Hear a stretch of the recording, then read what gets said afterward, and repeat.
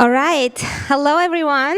It's a very exciting session, a very exciting day for us. We've been thinking about this session, preparing for it, and thinking through some of the tips and some inspiration that we can share with you all.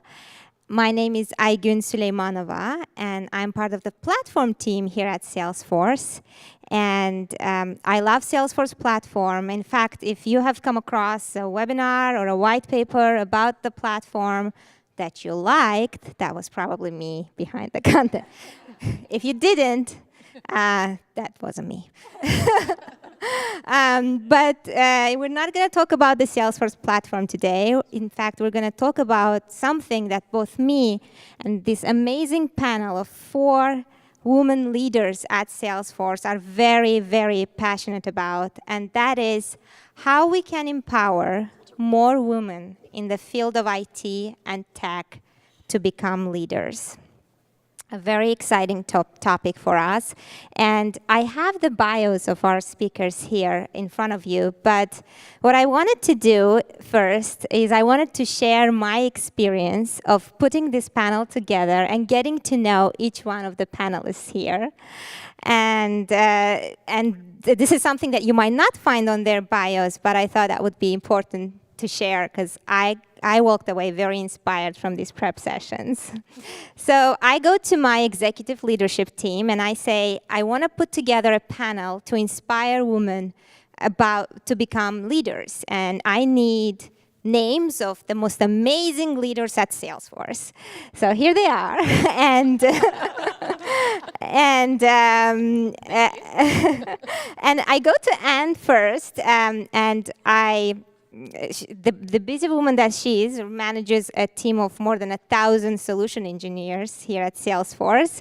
She grabs the opportunity, and the minute I start talking to her, she figures I've never done this before. I'm a total rookie, and she tells me, "We've got this." So she guides me through it, helps me structure, and takes another call, and she does it in a way that makes me feel like I'm completely in control.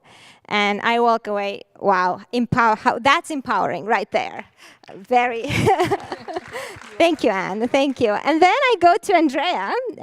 I'm going by the sequence that I went to. So and I go, and Andrea right then and there shares her inspiring story. She's one of the top leaders in our co-founders tech and product organization, Parker Harris's organization. And just from the first meeting, she starts sharing one story after another, inspiring stories of how she got to where she was. And I remember walking out of the room with one of her stories swinging still in my head. And I had this feeling like, wow, I could climb a mountain. So a lot of inspiring stories. I'm hoping Andrea will share some of those there. And then I go to Avital, who is so passionate about managing and leading people that 10 minutes into it, I was like, oh, that's great. Are you taking more people? Well, I love my manager, by the way, but that's how inspiring she was. But the thing about Avital, that she's a senior director of engineering, but she's been with the company 8 months only, and she was one of the top people that was referred to me for this panel. So welcome, Avital, again. 8 months are 8 years at Salesforce, by the way. Great. And Meredith, last but not at all the least, not only she is an amazing woman leader at Salesforce, but she's also an entrepreneur from head to toe, a serial one. She came to Salesforce as part of the acquisition of a company that she founded. She was the first female founder of the company that Salesforce acquired. Yeah. Founder and CEO. Founder and CEO. Yes. There you go. Yes. Please jump in and correct. Yes. On the 40 acquisitions we have. We're the 40th acquisition, but I'm the first company that had the female CEO. So. Isn't that awesome? There you go. So my goal is to make sure we have a lot more female CEOs of acquired companies. Exactly. in the And she future. actually, thank you so much, Meredith. And she actually shared with me this staggering stat and we have to up our games, ladies, that only 8% of women founders, of founders in tech are women. Is that correct? See, well, again, CEO, because there are a lot of women Yeah. founders, but they don't take that CEO position. So That's it's even really the CEO, and that's because venture capital is so, this is venture-backed companies, a stat, and that I think it's because venture capital is so male-focused, and we're different. Yeah. Yes. It's great. Thank you. And I think we have a room of very methodical people here today. So we're going to frame our conversation around 3 main things that are important for any woman leader. And that's learning, community, and how you can leverage a community to grow. And third is leadership. So I'm going to start with learning, and I'm going to start with you, Anne. I mean, an incredible journey. You've led the growth in many tech companies, organizations, and you've had a lot of learnings. So from day one to today, I want to ask you, what has been the most important learning that's been instrumental to your success today? So thank you. So when I thought about this question, you can imagine there's a ton of learning. We're in a tech conference, a developer conference. I could tell you all, computer science. I was a math major. But actually, I loved all of that. So I sort of did that organically and naturally. The thing that I always struggled with was things that I thought were magic, or I didn't have it because I was a woman. And one of those skills was negotiation. It's one of those skills that you think it's not a science. You think it's an art because that's the way it's always put forth, is that's an art, and women don't negotiate that well. And I happened to, at my previous company, I went to an executive class at Harvard Business School. And William Ury was the instructor, and the title of the class was Getting to Yes, and it was all about negotiation. And I learned in that class a skill that has just served me well throughout my whole career, is that there's actually a very methodical way to negotiate, that you can be very authentic to who you are as a woman. It's very collaborative, it's win-win, it's not zero-sum game. And that was a skill that I found just hugely beneficial, because it's just one of those things people don't tell you. And so I thought that was one thing that I wanted to share with you as a room full of people who are looking for diverse leadership. You yourselves are thinking about, how do I lead? I would say it's table stakes to be a subject matter expert in whatever you want to lead in. And so I'm not going to spend time talking about that. But to negotiate is a critical skill you will need for every step of the journey. The statistics say that every male who gets an offer counter-offers. Every female says thank you. And I thought about that stat. I have interviewed thousands of people. And you know what? It's very sadly true. I was never counter-offered by a female. Wow. So it is a skill you need to negotiate this world and the business world. And so William Ury is the author.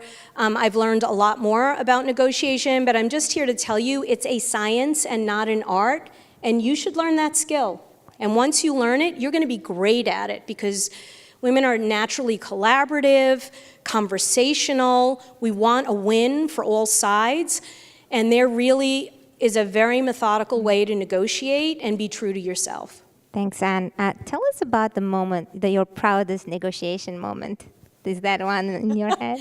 Well, I probably would say being here at Salesforce. Yep. I definitely used a lot of negotiation skills. Don't tell my boss, but yes, I used a lot of those skills to make sure that it was a real win for me, but also a real win for the company. It's great. So. It's very important as you go up.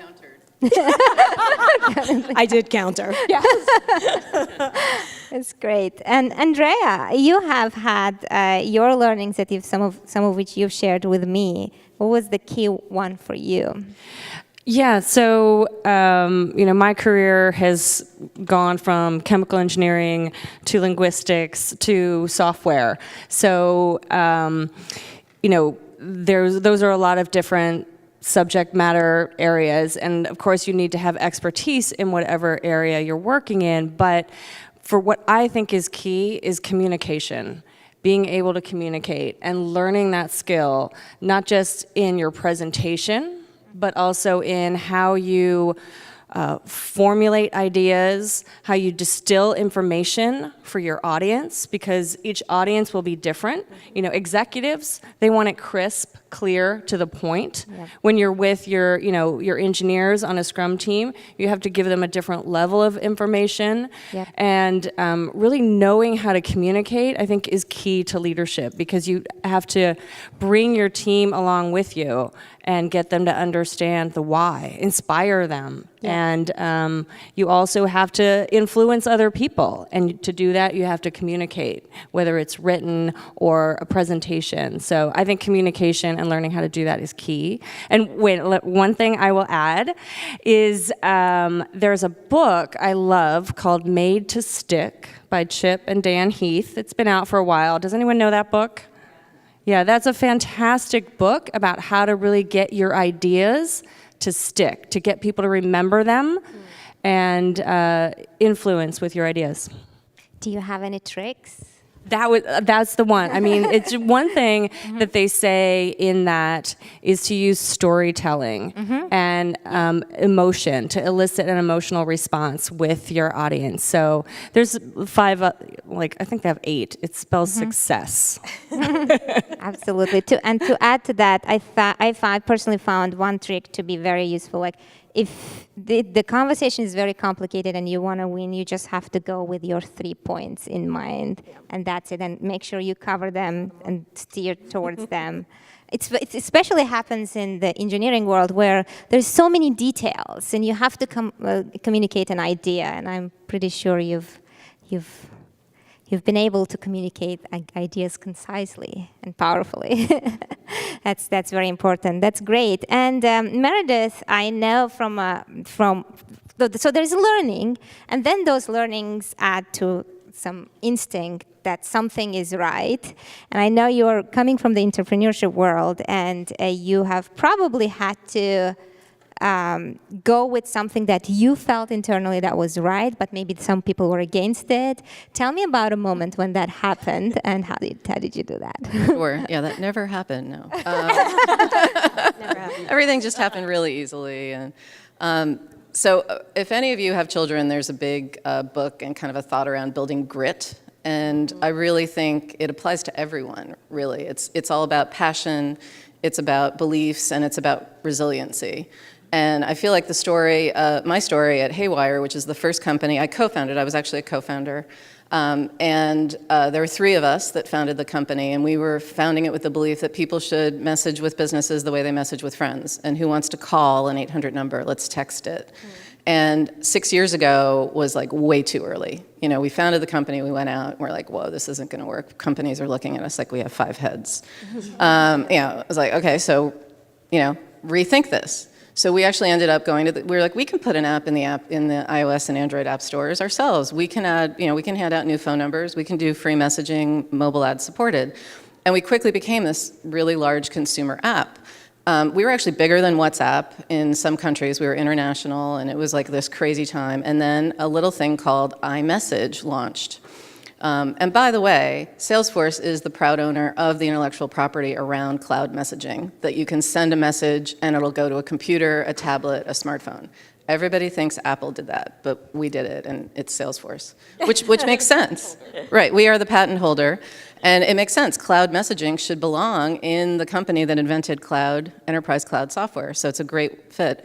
But one of my co-founders, we had worked with an unnamed other contact center software solution company, because they were paying us a lot of money, and Salesforce wasn't going to pay us money to build into their ecosystem. Probably some of you are in that position right now. And I knew Salesforce was the right place for us. And we had this bad experience with this other very large company because their customers just didn't get it. They didn't get it. And so the third co-founder didn't want to go to Salesforce. And so he left the company, which is a pivotal point when one of your 3 founders leaves. But we went into the Salesforce ecosystem. The minute we were here, we had a little booth at Dreamforce. We're this little company within a giant Dreamforce. We had such a phenomenal reception. This is the place, because Salesforce is a company that wants to innovate. They want to disrupt. They want to bring new things to customers, and the customers here want those new things. So it was a total, validation. And obviously, I'm now part of Salesforce as of 9 months ago, and the whole company is part of Service Cloud. And it's just basically putting fuel on the fire, because instead of 3 salespeople, we have 3,000 salespeople. Amazing. That's great. That's a great story. Thank you, Meredith. And Avital, I want to again frame this as part of the learning. And key things when we go to interviews, they always ask us, one of the most popular questions is, tell us about the mistakes you've made and what you've learned from them, because they want to know what you've learned from them if you can learn. So tell me about a mistake that's created the biggest teaching moment for you, and maybe tell the one that typically a woman would make. Fair. I'm glad you said one, because I could spend the whole hour talking about mistakes I've made. So this was a long time ago. I was a senior manager, and a peer of mine and I were asked to put together a proposal for an infrastructure investment. We did that. We spent a lot of time researching this proposal. Our director and VP both liked it, said, well, great, let's go present this to the EVP, who reported to the CEO, so pretty big shot guy, and we were all pumped. We knew our stuff, so we weren't nervous. We went into the meeting room. We all took our spots, and inadvertently, I took a spot at a little bit of the periphery of the room. And this all happens in a split second, right? You don't actually go choose a spot. And people sat down. The meeting went fine. We both presented, co-presented. But to my disappointment, most of the questions went to this peer of mine. He happened to be sitting more in the center of the room, right? And I mean, everything went okay, but I just felt like I was a supporting cast rather than one of the 2 presenters. And I walked out, and of course we won as a team, but I walked out feeling really bad about this. And as I unpacked that, I said, this was all me. This was, my boss and his boss had set us up really well. This was not my colleague who was trying to one-up me. This was all me. Why did I do this? And I played that back, and this was an executive conference room. All of us had been in that room multiple times, where usually the execs sat around the table, and us supporting cast usually sat, at the back somewhere. So I just took my usual seat in the periphery of the room. The fact is, this was a different meeting. This was my meeting. I should have sat at the table, right? And I realized that this was all me. And, so there's this really good book, Thinking Fast and Slow by Daniel Kahneman. He's an economist, actually. And it talks about system 1 and system 2, where system 1 is your gut, right? This is your muscle memory. You just do. That's what drives you. 90% of your decisions are made by system 1. And that's okay. You can't sit and wait. If a tiger's approaching you, you have to run. You can't think about, it's got these many teeth, it must be a tiger, right? You have to run. That's good. But you have to know when system 1's there are times when you have to slow system 1 down and let system 2 do the thinking. And this was one time I should have realized this was my meeting. So 2 things out of that, right? 1, take your place at the table. And I say this, yes, more women make that mistake than men. But again, my mistake was mine. It was not a man or anything. This was me, right? That's a great And point. the other thing is, most times, like, Meredith pointed out, most times your gut instinct is right? That you've been trained, you've been doing something a while. Most times your gut instinct is right. But knowing when you have to challenge that and do something different is super important. I'll tell you that even that memory is etched in me. Even till date, I go into a room, I have this fleeting, my normal behavior is to go sit at the back. But that moment has taught me I never sit at the back of the room, ever. I'm going to add a little thing to this, because it was something that I read a while ago, and there's a lot of ways that you can convey confidence without your words, and how you sit, hang back, put your hand on, your elbow on the chair, create a presence. And that is a portraying of confidence that you should be doing, because it's kind of a subliminal thing. I used to put my feet up a lot. I'll tell you, honestly, it was because I was going through IVF. And nobody knew it, but it worked really well because I would always have my feet up on the chair, and now I'm used to it, and it's just kind of a comfortable. You're more comfortable in meetings too. That's great. All of you, think of a new spot in your meeting rooms right now, and the poses. It's great. Thank you. And I think from a learning perspective, negotiation is important, communication skills important. Picking the body language and spot and what you do consciously is important, and also going with your instincts. So those are great learnings. Thanks so much for sharing. And now I want to move on to the next section of our conversation, which is community and network and support we can get as women to grow and how to get that. And I know you have a lot to share, and I'll start with you. Everyone here does, but let's go ahead and talk about the role of the community and how you have leveraged community, and what is a community to you? Yeah. On this one, I have to tell you that I actually did just an awful job in my career. Mm-hmm. I really thought I had to go it alone. I didn't realize how many people are out there willing to help. And because I always get the question, especially in young people coming up in their career, ask me, oh, who is your mentor? And I kind of chuckle, well, I wish I was smart enough to think about asking somebody to be my mentor. But I was alone so much, and I think I realized when I became an executive how willing I was to say yes to anybody who reached out. And then when I put some groups together, women in leadership groups, any executive I asked was so willing to come and speak. And so I will share one of my biggest mistakes, actually, was that I thought I was alone. And I thought I couldn't ask for help or advice. And so I would say that one of the things you should absolutely do is, mentor, sponsorship, very different things. Look for developing those sponsor relationships, and as an executive, as I move up and I'm more frequently the only woman in the room, I crave my network. And so I have begun to be very, very deliberate about how to develop that network, make sure that I'm making time for breakfasts or lunches or the call. And Meredith is a key person that I just enjoy a cup of coffee with. And it's wonderful learning and validation, because you don't realize how alone you feel sometimes in leadership until you're actually across the table from somebody who's nodding. And so I would say definitely make time for that in your schedule. I'm being very deliberate, but we learn from our mistakes, and that definitely was a big one for me. And that's so important. And thanks, and Meredith, you have coming from an entrepreneurship background, you must have some interesting shape and form of your community and network. Tell us about it and how you've built it. So I feel like I'm also kind of in Anne's camp in terms of I didn't necessarily cultivate it on my own, but I did join a group of high growth CEOs. And I purposefully joined the group because they were all men. And it was important for me to be, this was you had to interview for it, you paid a lot of money for it. So, but it was a group of men, and some of them became like brothers to me, but really trusted advisors, very knowledgeable, not in my industry, in software in general, but we even had a hardware person. But just a group that's facing the same challenges.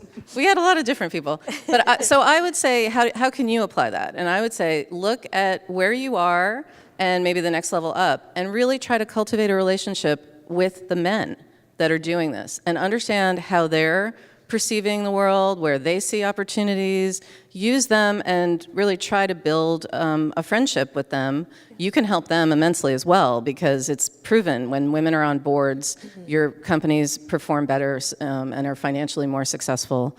There are very few women on boards, by the way, but that's another thing we've got to change. Yeah. So I think it's something that you should really think about, and I want to thank all the men in this session, because I think it's so important. Yes.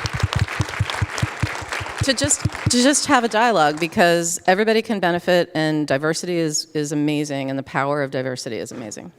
That's great. Thank you. And one thing you both brought up, building the community, and you mentioned, Anne, reaching out for help. I think I am personally still, I consider myself not very good at reaching out for help. I don't even know how to do it. I'm like, I think I got this, but I should have asked for help. I just didn't. Like, how do you reach out and ask for help? What is the, like, when you mentor people, how do you suggest they reach out for help? I usually set boundaries on mentoring. So when you do reach out for a mentor, really time-bound that meeting, keep it tight, and own the agenda. Because again, any executive will give you time, but be in charge of that time, come with very specific questions. I think otherwise I would, like for myself, where do I go?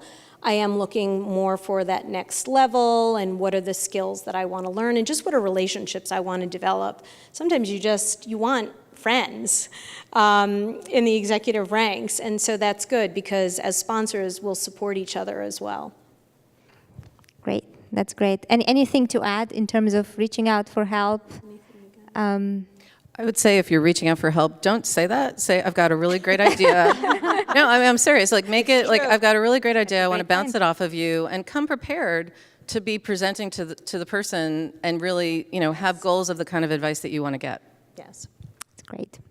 Very good. Good. And leadership. Let's talk about leadership. I'll start with you.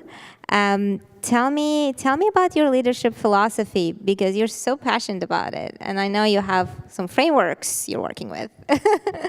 I think of leadership in two ways, and both of these were taught to me, if you will, by ex-managers who are men. And I think, to your point, it's really good to reach out to the men and learn from them as well, because they're doing some things well. We should do them well as well. And one of my managers used to say, leaders speak the truth and point to hope. And the point there is that nobody became a leader by spinning a bunch of stuff, and then that doesn't come true, and then things fall apart, right? At the same time, there are times when things will be down, and there'll be times when things go wrong a lot. And as a leader, if you can't inspire and show the way for how you're going to come out of this and get to that success, then how do you take that team to the next step or the next level? And so I learned that, I learned by looking around me, who are the people I wanted to follow? And these were all people, be it men or women, who had a view of what the world, the project, the team, the vision for what this piece should look like. And that's inspiring to me. And so I learned that, and an example was, my last job, we were building an all-flash array from the ground up. It was technically very, very, very hard. And, to add to that, we were competing with a bunch of other startups.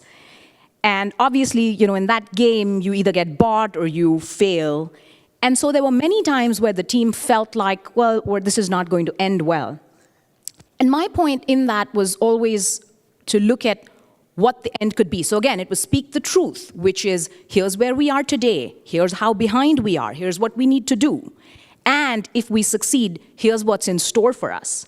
But if we fail, here are the options, right? Because you have to be truthful. You have to acknowledge that there is a possibility of failure, and with startups, there's usually a bigger one. Mm-hmm. You have to acknowledge that you have to bring your whole self to work.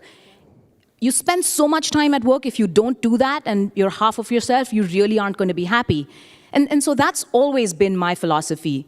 Speak the truth, point to hope. One other piece that I've done a lot is also, this is one of my other managers who used to say, if you think you're a leader, look behind you. If no one's following, you're not a leader, right? So leadership is not a title. It's truly, you have to have something that people want to follow. So figure out what that is for yourself, and that genuine self will come out, and you can lead. Agree, and that's especially important for women, because in a very traditionally male-dominated environment, we try to emulate exactly how men lead, but we do have our own leadership styles. And I would love to learn more about your styles. And Andre, what is your leadership style? Well, And how did you find it? a lot of mistakes along the way. A lot of mistakes along the way. You know, one thing that I really feel about leadership is the servant leader philosophy, and you know, very well known in the industry that, you know, my role is to make my team better and to bring out the best in them. And I'm not always doing the best job at that, but that's what I strive for all the time. And I think it shows a lot in the amazing team that I've built. Many of them are in this room, and I hope that they can agree that that's the philosophy I try to lead with. But one thing I'll say about leadership is that you have to ask for it. You have to be willing to take risks. And I'll just tell you a quick story. About 3 years ago, there was a pivot point where my boss was leaving the company to start her own company, and my peer was going to our Salesforce.org. And so there was this big, vacuum. What was going to happen with their roles and their functions and the things that they were doing. And the leader above my boss asked for input. And so I went into his office and I said, you know, I think I can do this and I'd like to take on this and this, but I really don't think that I can do this part of the job, and you should give that to someone else. You know? Don't do that. Yeah. So, yes. So, speaking of community, I went to one of my, my peers who was a support network. And you've got to have that support network. And I said to her, you know, I went and I talked to our boss's boss, and I said, I can do this and this, but I told him I didn't want to do that because I didn't think I could. And she looked at me and she's like, you're crazy. Of course you can do that. And she's like, if you're not qualified to do that, who is? And I was like, oh, you're right. I am the best person for that job. Even if I didn't feel 100% confident, her confidence in me gave me that little kick in the pants to go back into my boss's office and say, I can do all of it. You should give all of that to me. And he did, and that's where I am today. There you are. That's great. So you really have to ask for it, and those times when you don't have the confidence to ask for it on your own, use your network, use your peers, build that confidence. and your mentors if you have them. That is so important, because with the doubt, self-doubt is at a high level with us because we want to make sure everything is perfect before we step into something. And that's what's different about us. And Meredith, you must have had like that, built that level of confidence, because working with ventures and trying to say everything is, here's why we're great, and yeah, lots of no's, lots of rejection. Tell us about your experience of using courage, conviction, and I feel like, you know, my whole career has been leaning in. You know, it's just been, but you know, I've made uncomfortable choices. I started in interactive advertising at Ogilvy, but I wanted to grow. I wanted to own the projects. I didn't want to be an agency anymore. And so this opportunity came, and my husband quit his job and moved. We moved to Denver, and I was in this whole new industry, telecom, and but it was uncomfortable. And I'll tell you, I was actually unhappy in the beginning, because I was, you know, in New York City, and then I'm put in the middle of Denver, quiet town, and this was a couple of years ago. It's gotten better, but I love Denver. I love Colorado, but you know, a New Yorker in the middle of the Midwest, it's just like so different. Like I wanted change, but I was like, oh my God, this is too much change, you know? But it was the right thing to do, right? It put me in a position, and it expanded my career, expanded my opportunities. It wasn't easy. And I'll not, you know, it's not like, oh yeah, I did it, it was great, no problem. But it was the right thing. And I think we all have to get, you know, very comfortable with, it's not always going to be easy. Stay true to your conviction. Make sure you surround yourselves with, you're always an optimist as an entrepreneur. So you need to have people that you value their opinion to make sure you're not overly optimistic, right? But if you have enough smart people telling you, yes, this is the right thing to do, people that you trust, it could only be one person if it's somebody that you really, really value their opinion and they have a proven track record. Not, your mother or father doesn't qualify. That's great. That's great. Thank you, Meredith. And I will have one more question, Anne, to you, and then I'll ask you for one piece of advice, and then I'll open up for questions if the audience has. But Anne, you work a lot with clients, and I know we've talked about community. I wanted to go back to that, and a lot of people in the room represent customers, and they are leveraging the Salesforce community. I want to know how people in the room can leverage the Salesforce community for their growth and what you see from clients. Yeah, I mean, one thing about Salesforce, and I'm sure everybody in this room and you're at this conference that's unique, is their laser maniacal focus on our customers and customer success. Also, Mark's ability to be very transparent and honest in the public forum. And so that just gives incredible wind in our sails. We can open forums for our customers really just to allow you to get together. And so one of the areas that's been really rewarding is to be able to just offer executive women networking forums for no other reason than to get together, bring in a great speaker, and share each other's experience. Also in executive meetings that I'm in, it's always rewarding to hear executives facing the same challenges that every leader of large organization face. We're all trying to attract the best talent, retain them, help inspire them to do the work of their lives. And that's true of every leader. So we are here at Trailhead DX, and one thing that took me by surprise is how much I use Trailhead internally, and how it ends up being a talk track when I speak to executives at our customers, because it just takes off organically. I put a challenge out there, hey, I'm gonna get 50 badges in the next month, and all of a sudden the whole org is trying to outdo each other. Very competitive, and get badges. And so it's been a tremendous experience even to draw on that community and really inspire the team. So those are some of the things that have been really wonderful. And I would also highly, highly recommend our Salesforce user groups and, like the Girly Geeks, Salesforce Women in Technology group. I'm seeing some cheers in the front row. To use that network and community for professional support. Very exciting. Yes. Thank you. Last word of advice to the room. Each one of you, like if we were to summarize in one sentence. I want to just pick up, really, number one, be bold, and number two, always ask yourself, if I'm not going to do it, am I willing to report to someone else? Like, is there somebody better than me to take this on? And if it makes you uncomfortable, all the better, because that's the fun of life. That's the fun of work, is really taking that risk and saying, I think I can run this amazing org or start this business. So just get outside of your comfort zone and, take that risk.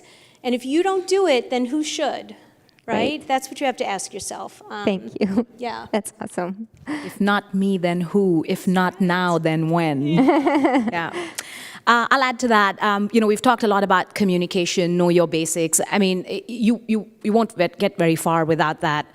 But one other piece is also know your business. I think as women, and there's a TED Talk on this, that as women, we tend to go very deep and we want to know everything there is to know about engineering or about whatever function you're in.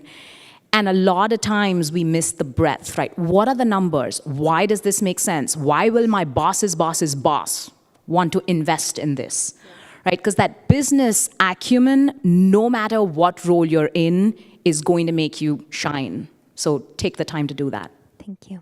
I would say the number one piece of advice I give to folks who are coming up in their career is to look for the gaps. So if you want to grow, look for what are the gaps in the organization. What's not being done? What's not being addressed? What are the problems that you could fix for your boss or for your team or for the organization? And then just do it. And then then we show that success, people will recognize that and give you more. And I think that's the way to grow. That's awesome. Thank you. And I'll segue off of that, and it's part of the communication and knowing things, but it's also using psychology, because you need to know the people in the room. You need to know what appeals to them, what doesn't, and really understanding how to properly convey things and how to say things a certain way, because things could get misconstrued. I mean, how many of you have ever been called aggressive? Yeah. Okay, I have. I mean, I went to a Sheryl Sandberg dinner, and my co-founder's like, raise your hand. I'm like, I will, don't worry. But so you need to realize and figure out how, because aggressive has got a negative tone, so you've got to figure out how to really convey your facts in a very compelling way, right? And use psychology and understand all the personal dynamics that are at play. Because you could still have all the facts right, and if you've presented it in a way that's alienated everybody, you won't be heard. Thank you so much. Such great pieces of advice. Thank you. Thank you for our panel. And we do have 1 more minute added here. That's great. I thought I mismanaged first time, remember? And so let's take a couple questions. Yes, go ahead. As a woman, and there may be men that have this problem too, but I struggle with, being either too aggressive or being the doormat, and how do you find that balance and not being the doormat and also not being too aggressive when you're, trying to get a point across? I will say humor always helps. Yes. Know sports scores and be able to talk around the water cooler. I'm totally serious. This is really important. If you're like, oh no, sports are above me. If you're in a room of, and the majority of the room is going to be talking about the Warriors, you should be able to chime in and, create a friendship and a relationship. Yeah, I mean, I think, sort of the advice that you heard, watch where you're sitting in a room, watch your tone. One of the communication styles that I learned when I was going for a graduate degree is men walk into a room and look for who the top dog is, and then focus on that to try and beat that top dog. Women walk in a room and try to equalize it. And so you need to know that. If you walk in a room and you're the only woman, they're not looking. You have to know what your audience, how they communicate. And so, accommodating the communication style of your audience is always really important, and do it with humor. I think not being tense really goes a long way. One tip I learned once, or I don't know where I heard this or even if it's true, but but I use it all the time. They say that if you speak early in a meeting, people are more likely to hear you. So whenever I'm in a meeting with all men, which is all the meetings I'm in, I make sure to say something early in the meeting, not something inane, but something relevant to the meeting. And then suddenly people are seeing me as someone who's part of the meeting. And it's a great technique too if you're an introvert. That gives you a lot of confidence, because when everything's quiet, if you quickly say something, you can almost breathe a sigh of relief. And a lot of times people in tech are introverts. It's harder to break in. So that's a great technique. Very My powerful. husband's a developer. He uses that all the time. Very powerful. I'll add one more thing. I've often noticed that the women in the room become note takers just by default, right? Oh, can you take notes? Oh yeah, I'll do it. Don't do it. Just don't do it. Don't volunteer. Don't volunteer. And if somebody says, hey, can you take notes? Say, hey, I did that last time. Why don't you do it? This is the time to be aggressive.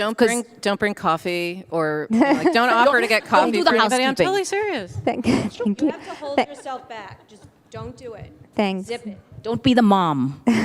Thanks, ladies. Thank you so much. These are great, powerful advice, and we are out of time. Again, thanks our panel. It's inspiring. Thank you all. Thank you to our audience, and we'll see you next time. Thank you.